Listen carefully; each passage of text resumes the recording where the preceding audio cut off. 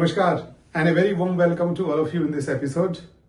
Today I would be talking about a particular subject which we have been talking about, and this particular time of year in our country focuses on that so much. ये मार्च का महीना और मार्च अप्रैल में हमारे यहाँ examinations होते हैं, बच्चों के रिजल्ट आते हैं और बहुत सारे कॉम्पिटिटिव एग्जामिनेशंस होते हैं जो बच्चे हायर एजुकेशनल इंस्टीट्यूट्स में एडमिशन के लिए अपीयर होते हैं। इन्हीं में आप देखें कि जेई, नीट, एम्स, इस तरह की कुछ हाई स्टेक एग्जामिनेशंस हैं जिसकी तैयारी बच्चे सालों साल करते हैं और उसमें अपीयर होते हैं।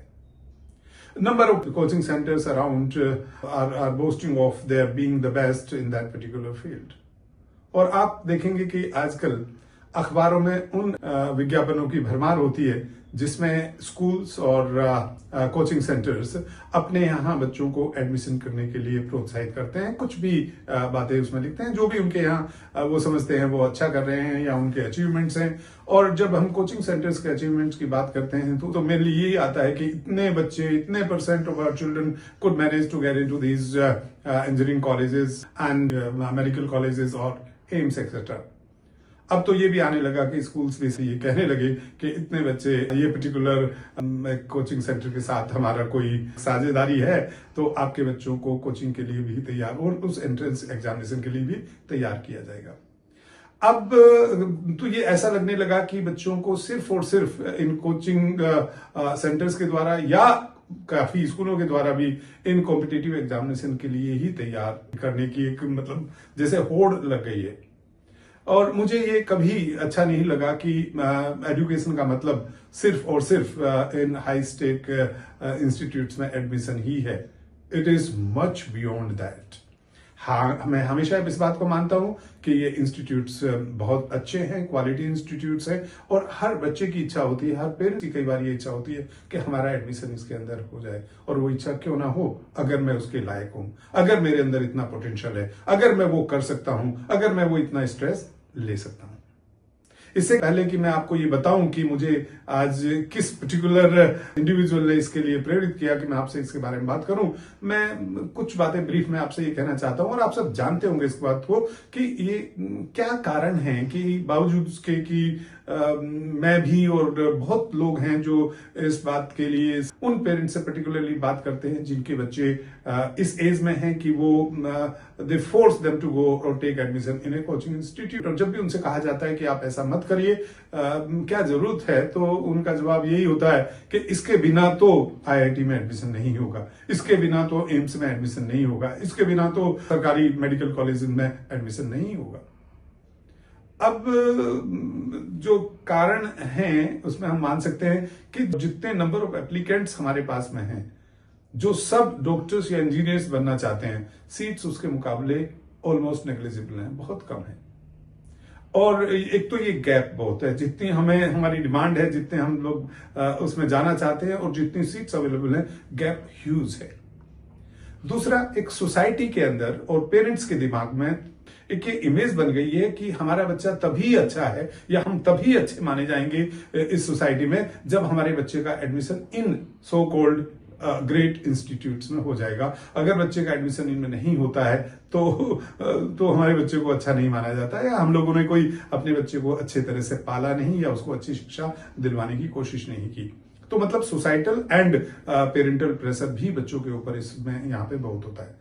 तीसरी बात जो मैं जिससे शुरुआत मैंने की कि कोचिंग सेंटर्स का एक अपना ही पर्टिकुलर ऑब्जेक्टिव है, and that objective we all know, I don't need to say it time and again, because the kind of competition and coaching they have in these institutes is very clear indication of what they are for. और चौथी बात जो आती है वो बहुत ही important है और हमारी सरकार, हमारी government policies are also responsible for this plight of our children. मुझे दुख होता है ये कहते हुए कि हम लोग हमेशा बड़ी कॉन्फ्रेंसेस में ये बात करते हैं कि हर बच्चा इंपॉर्टेंट है और हमें हर बच्चे के हिसाब से उसकी एजुकेशन उसको हमें देनी चाहिए, उसको ट्रीट करना चाहिए। लेकिन जब इन कोचिंग सेंटर्स की बात आती है, वेयर इज दैट गॉन, कहां गए, चली गई वो बात कि हर बच्चे पे ध्यान देना चाहिए। वहां पर किस पे ध्यान दिया जाता है? सिर्फ टॉपर्स पर, सिर्फ वो जो रैंक ला सकते हैं, बाकी बच्चों पे ध्यान नहीं दिया जाता, उनके बारे में ज्यादा सोचा नहीं जाता।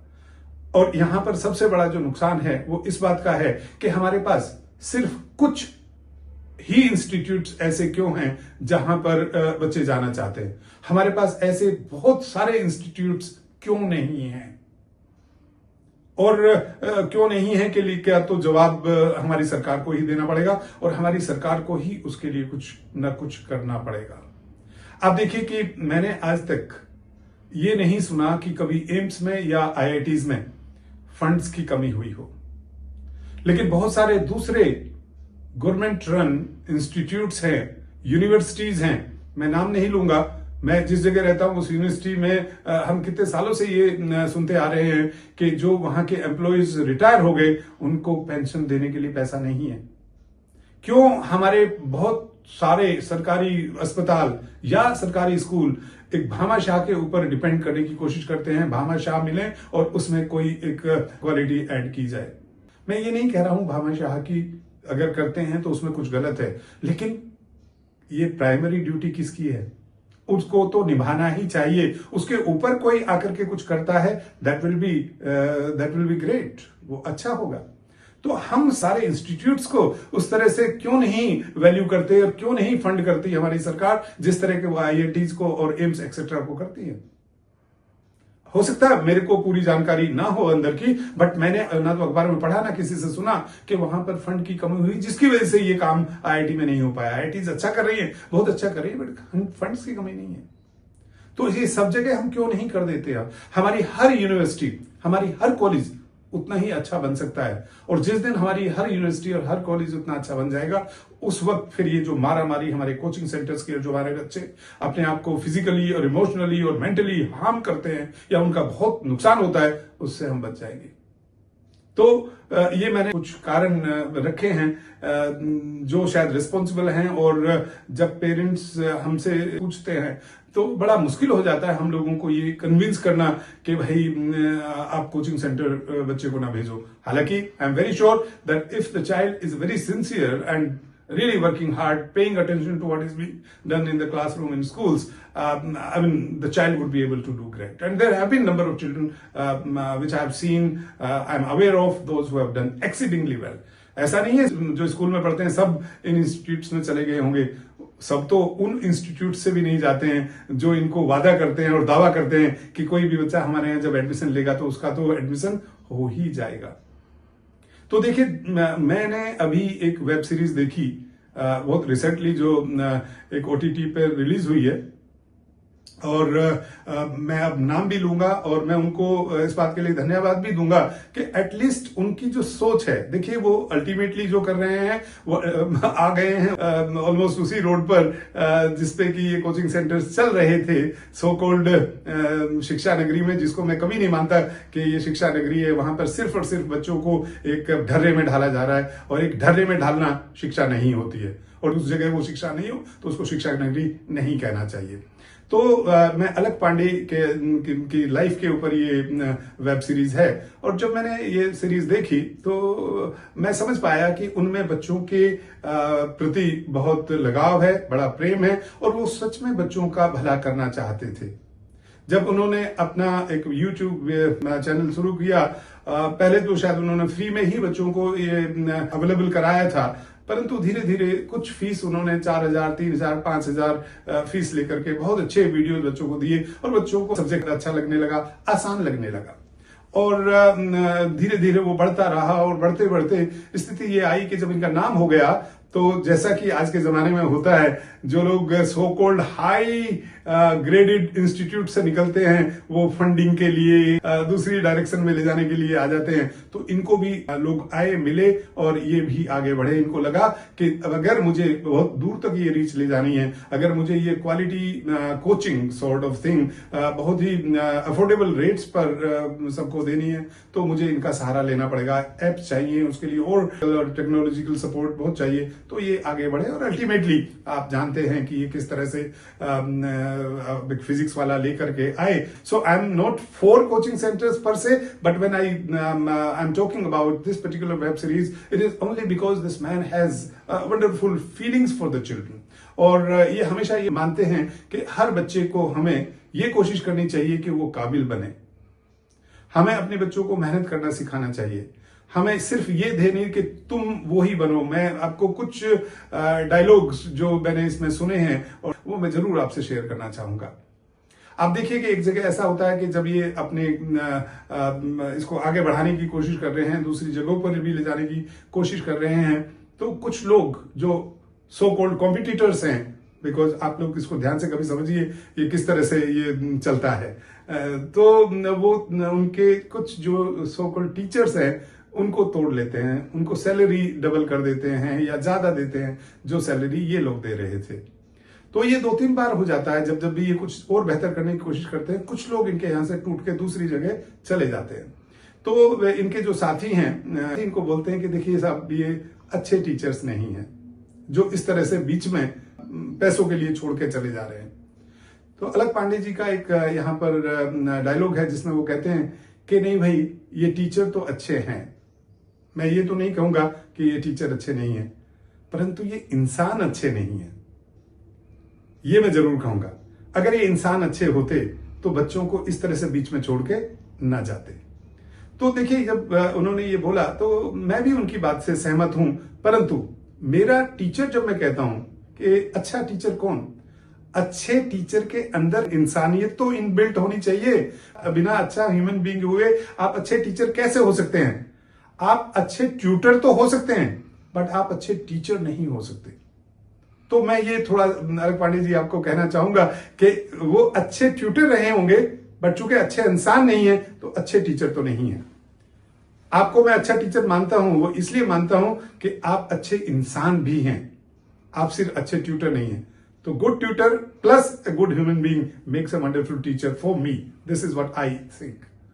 उसके बाद में, चूंकि ये 5 एपिसोड की वेब सीरीज है, बहुत लंबी है, तो इन्होंने एक बच्चा अपने आप को हार्म कर लेता है because expectation of the father is and the mother as well, because of father there in the family who had left him there in that particular coaching center of that particular nagari, expecting that the child would get into IIT.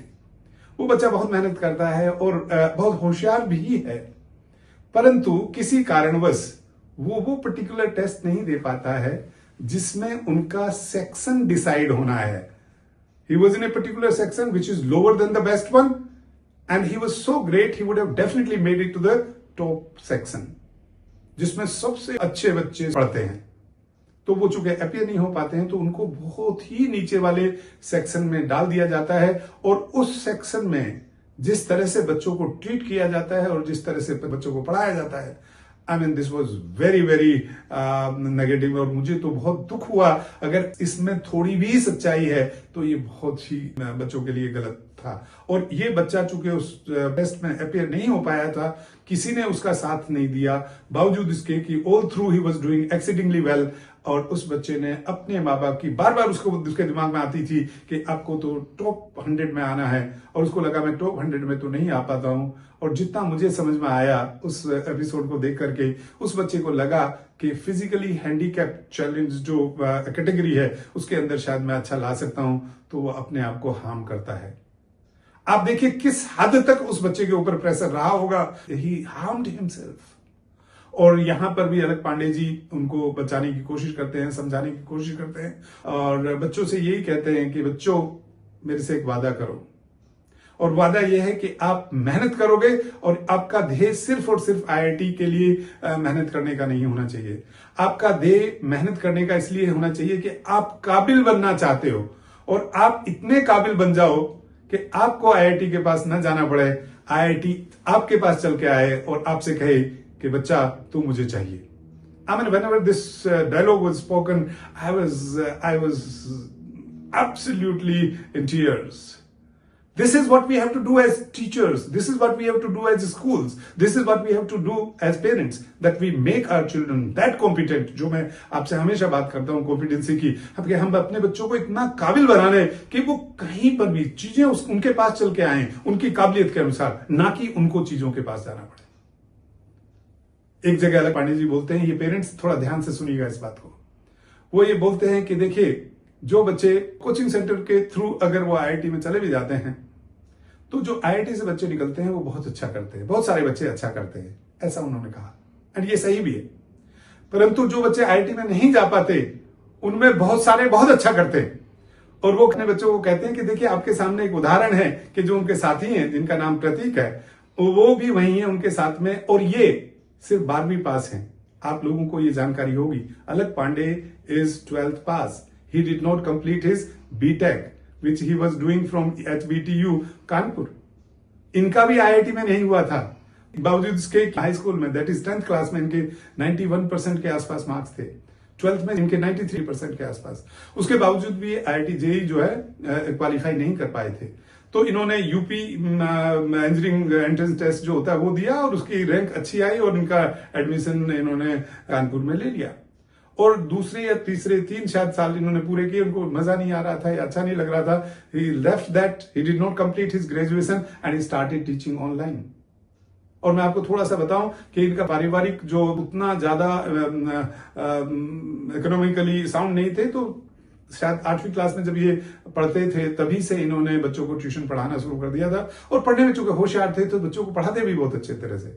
इनको शौक बन गया कि मैं बच्चों को पढ़ाऊंगा। और चूंकि ये खुद उस इकोनॉमिक डिफिकल्ट सिचुएशन से निकले हैं, तो इन्होंने ये ध्येय बनाया था कि मैं जो गरीब बच्चे हैं, खासकर जो अफोर्ड नहीं कर सकते 2 लाख रुपया 3 लाख रुपया साल का, उन बच्चों के लिए मैं कुछ बहुत अच्छा करने की कोशिश करूंगा। तकलीफें इन्होंने भी उठाई, बट हमेशा उसमें आगे बढ़ते रहे। और इनको ये रहा कि मैं सत्य के रास्ते पे चलूंगा तो मंजिल थोड़ी देर से तो मिलेगी, बट जब मिलेगी तो आनंद बहुत आएगा।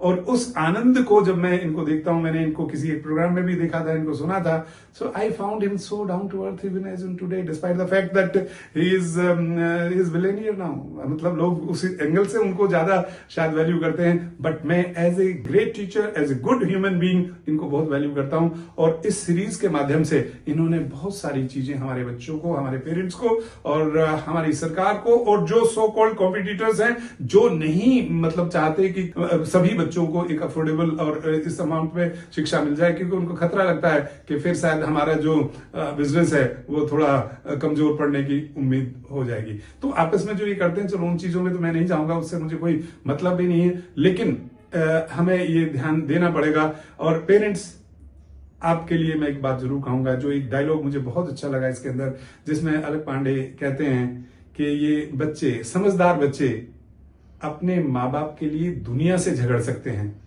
परंतु वो अपने माँ बाप से नहीं लड़ सकते। तो ध्यान दीजिए इस बात को कि आपकी इच्छाएं, आपकी एक्सपेक्टेशंस, आपको अब सोसाइटी में अपने आप को बहुत बड़ा दिखाने का जो दिमाग में एक कई बार भाव होता है, वो हमारे बच्चों को कहीं नुकसान ना पहुंचा दे। और मेरी सभी से ये गुजारिश रहेगी कि जब हम हर जगह ये बात कीजिए कि हर बच्चा इंपॉर्टेंट है, तो हमारे लिए हर बच्चा इंपॉर्टेंट है। एंड वो स्कूल में भी इंपॉर्टेंट है, वो घर में भी इंपॉर्टेंट है, वो कॉलेज में भी इंपॉर्टेंट है, और वो इन कोचिंग सेंटर्स में भी इंपॉर्टेंट है। It should not be only those toppers who are important. उन टॉपर्स के लिए ही आपने मतलब सब कुछ कर दिया, और जो हमारे दूसरे बच्चे हैं जो उतना नहीं कई बार कर पा रहे हैं, और इतना प्रेशर, आपका हर बार टेस्ट होगा, आपको ऊपर भेजा जाएगा, ऊपर भेजा, what is this, what are you trying to do? अब करना क्या चाह रहे हैं इन बच्चों की जिंदगी के साथ में? तो और उन बच्चों को जो आप देखिए, यहां तो जो एक एग्जाम्पल इन्होंने दिखाया है, ये तो फिजिकल हार्म थी, तो सबको दिख गई, सबको आंखों में आंसू आए होंगे, उनके पेरेंट्स को भी, उस बच्चे के पेरेंट्स भी माफी मांग रहे हैं। परंतु जिन बच्चों को इमोशनल और मेंटल ट्रॉमा होता है, जो दिखता नहीं लोगों को, उनको कौन संभालेगा?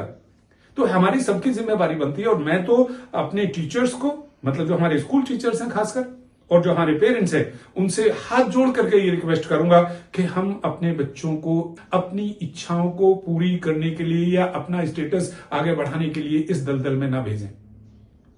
मैं बिल्कुल ये नहीं कहूंगा कि बच्चों को कोशिश नहीं करनी चाहिए, बच्चों को कोशिश करनी चाहिए, बट सिर्फ और सिर्फ वही प्राप्त होगा तो ही वो सक्सेसफुल है, और नहीं प्राप्त हुआ तो सक्सेसफुल नहीं है। इस भावना से हमें बाहर निकलना पड़ेगा, और हमें उस बच्चे के, जो मैं हमेशा कहता हूं, उस बच्चे के एफर्ट्स को, उस बच्चे की मेहनत को, उस बच्चे की काबिलियत को हमें वैल्यू करना पड़ेगा, अप्रिशिएट करना पड़ेगा।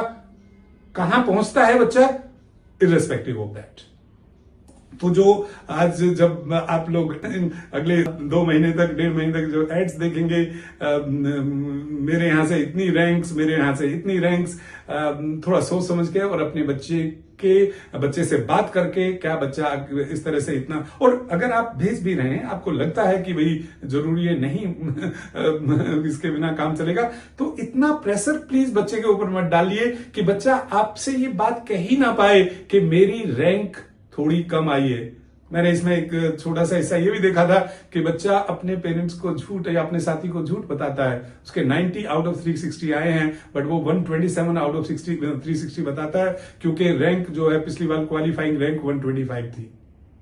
तो मतलब, और ये कई बार तो मैं लगता है पेरेंट्स आप थोड़ा सा इस पर ध्यान दें, कई बार हम स्कूल लेवल पे भी शुरू कर देते हैं कि बच्चा कई बार अपने हाफ ईयरली या अदरवाइज मार्क्स थोड़े डिफरेंट बताता है, इन्फ्लेटेड बताता है या बताती है बच्ची जाकर के घर में, क्योंकि उनको डर लगता है कि पेरेंट्स बहुत नाराज हो जाएंगे हमसे।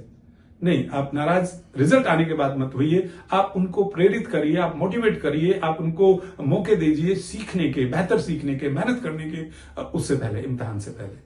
मैं इस बात को बहुत अच्छे से मानता हूं कि आप सब समझदार हैं, आप इन सब बातों को समझते हैं, बट कई बार हमारे सोच को हाईजैक कर लिया जाता है, कई बार एड्स के द्वारा, कई बार फेसबुक के द्वारा, कई बार इंस्टाग्राम के द्वारा, कई बार जब हम बैठते हैं आपस में बातें करते हैं समाज में उसके द्वारा, तो हम उस अपने दिमाग को हाईजैक होने से बचाएं और हम अपने बच्चों के फ्यूचर को स्ट्रेस, मैं ये नहीं कहता हूं stress, complete stress free, but then why should we do something which will add to the stress and would not yield any positive result at all? मैं समझता हूं कि आप मेरी बातों पे इनको थोड़ा पॉजिटिवली लेंगे, और अलग पांडे जी, मैं आपको इस बात के लिए धन्यवाद दूंगा कि आपने कुछ आइडियल अपने बना के रखे हैं, उन आइडियल्स से आपने समझौता नहीं किया है, आप इस पे टिके रहें, आप भी कहीं इस चकाचौंध में खो मत जाना, नहीं तो हमें बहुत बड़ा नुकसान हमारे बच्चों को होगा। और मैं चाहता हूं कि और बहुत सारे, देखिए ये सिर्फ इसने ग्रेजुएशन नहीं पूरा किया, सिर्फ 12वीं की है, and he can be an excellent physics teacher, so why can't be other teachers be take, I mean it is not that I'm motivating children only and parents, I'm motivating the teachers also। बाकी हम लोग नहीं हो सकते क्या, जो 12वीं पढ़ाते हैं, 11वीं पढ़ाते हैं, 9वीं पढ़ाते हैं, 10वीं पढ़ाते हैं, हम नहीं क्या उस तरह से बच्चों को पढ़ा सकते? ये कहते हैं मैं अपने बच्चों को कभी रैंक के लिए तैयार नहीं करता, ये अलग पांडे जी कहते हैं मैं अपने बच्चों को सब्जेक्ट से प्यार करने के लिए पढ़ाता हूं, कि वो उस सब्जेक्ट से प्यार करना शुरू कर दें, और जब बच्चे उस सब्जेक्ट को प्यार करने लगते हैं तो रैंक तो अपने आप बेटर हो जाती है। मेरे पास बातें बहुत है करने के लिए, बट मैं आज यहीं पर आप लोगों से विदा लूंगा, और आपसे चाहूंगा आप अपने विचार, सुझाव, बेहतरी के लिए हमारे बच्चों के लिए इस पर्टिकुलर कॉन्टेक्स्ट में कैसे उनको हम और बेहतर मौके दें और उनकी क्षमता को हम बिल्कुल निखारें और बेहतर बनाएं, वो मैं आपके सुझाव आपसे जरूर चाहूंगा। With this, thank you very much, God bless us all.